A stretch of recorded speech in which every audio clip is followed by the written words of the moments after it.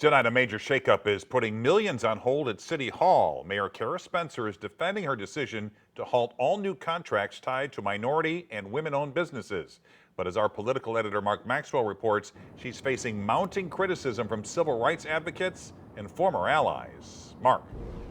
Yeah, Mike, something about this story strikes at the heart of the city's story itself. This isn't the first time St. Louis has felt federal pressure over who gets what. Back in 1964, Percy Green climbed the arch itself and tied himself to it to push back and demand black workers got their fair share of public dollars when it came to doing the work.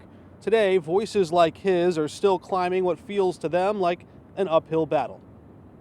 It's America's tallest monument, and perhaps its most complicated. The Gateway Arch marks westward expansion, but in St. Louis, it also marks a turning point when civil rights activists said enough. St. Louis is the most segregated city in the country. In 1964, they climbed the steel frame and chained themselves to it, calling out the exclusion of black workers from federal contracts.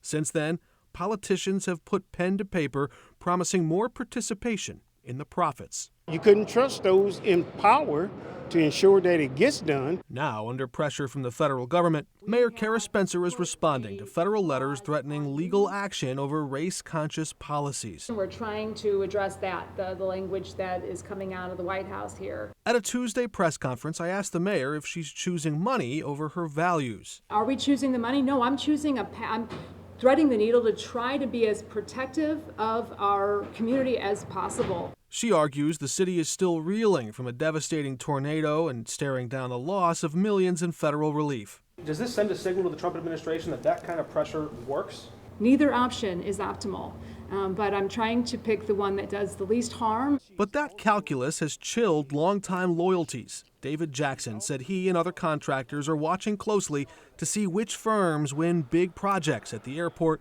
Millennium Hotel, and in the tornado zone. We've got almost $4 billion worth of projects that's getting ready to take off. If the city doesn't keep its promises to minority and women-owned businesses, those minority firms and women firms will be closing their doors. This isn't quite the fresh start Jackson voted for. I supported her wholeheartedly. Has that changed at all? Yes, it has. And I'm disappointed. Still, he holds out hope she'll rediscover the fire that got her elected and face down the feds as this city once did. This is one time where she has to take a stand and stand by it. The mayor says we still need to address the inequities in wealth distribution in the city when it comes to doling out city contracts, and she's hired a consultant to help the city try to parse through that language and make sure they match the federal requirements. But critics say the clock is ticking, the federal threats loom, local trust is fraying, and the next round of contracts could decide whether inclusion remains a policy in this city or just one more in a long line of broken promises. Live downtown, Mark Maxwell, 5 on your side.